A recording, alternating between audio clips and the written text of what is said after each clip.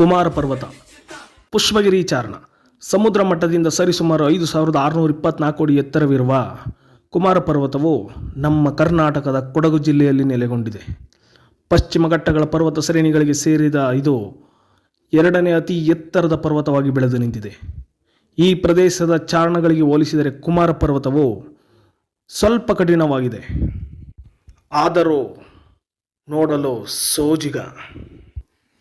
ಕೊಂಚ ಹುಲ್ಲುಗಾವಲು, ಬೃಹದಾಕಾರವಾಗಿ ಬೆಳೆದು ನಿಂತಿರುವ ಮರಗಳು, ದಟ್ಟಾರಣ್ಯಗಳ ನಡುವೆ ದೈತ್ಯಕರವಾಗಿ ಬೆಳೆದು ನಿಂತಿರುವ ಕಲ್ಲು ಬಂಡೆಗಳು, ಅಲ್ಲಲ್ಲಿ ಸಿಗುವ ವ್ಯೂ ಪಾಯಿಂಟ್ಗಳು,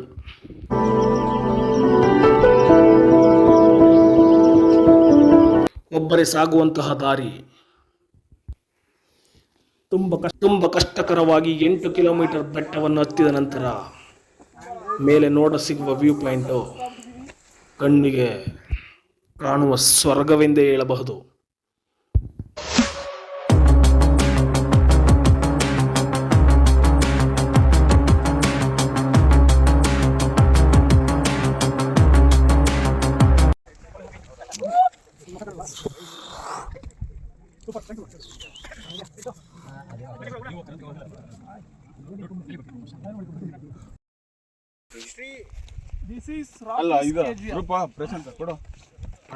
ಕಿರಿದಾದ ದಾರಿಗಳಲ್ಲಿ ಕಲ್ಲು ಮುಳ್ಳುಗಳ ನಡುವೆ ಹತ್ತು ಇಳಿದು ದಣಿವಾಗಿದ್ದ ದೇಹಕ್ಕೆ ಕಂಡಿದ್ದೇ ಒಂದು ಹೆಡನ್ ಫಾಲ್ಸ್. ಸುಸ್ತಾಗಿದ್ದ ದೇಹಕ್ಕೆ ಸಿಕ್ಕ ಹೆಡನ್ ಫಾಲ್ಸ್ ಸಮುದ್ರದಲ್ಲಿ ಸಿಹಿ ನೀರು ಸಿಕ್ಕಾಗ ಆಯಿತು ನಮಗೆ.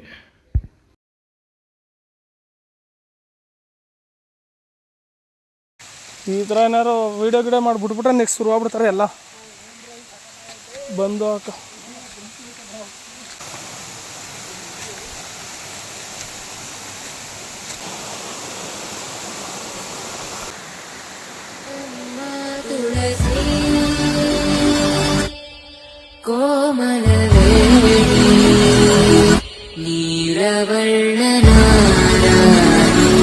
ನಿತ್ಯ ಕಲ್ಯಾಣಿ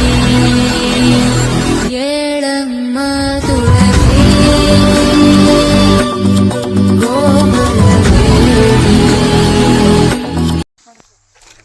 ಅದಾಗಿದೆ, ಅದೇ ಬಿದ್ದೋಗಿರೋದು, ಬೇರೆ ಕೊಳ್ತೋಗಿ. ಮನಸ್ಸಿಗೆ ಸ್ವಲ್ಪ ನೆಮ್ಮದಿ ಬೇಕೆಂದು ಕಾಡು ಸುತ್ತಲು ಬಂದ ನನಗೆ ಕುಮಾರ ಪರ್ವತ ಕೊಟ್ಟಂತಹ ಅದ್ಭುತ